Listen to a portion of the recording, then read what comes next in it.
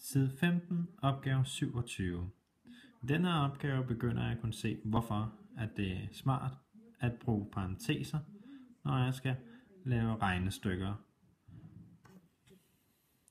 Her skal jeg finde arealet af en figur.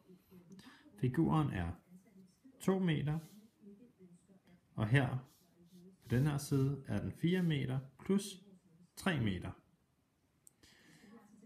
Når man skal finde ud af arealet af en figur, skal man gange de to sider.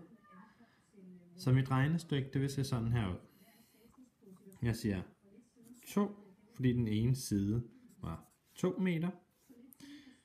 Det skal jeg så gange med den anden side, 3 meter og 4 meter.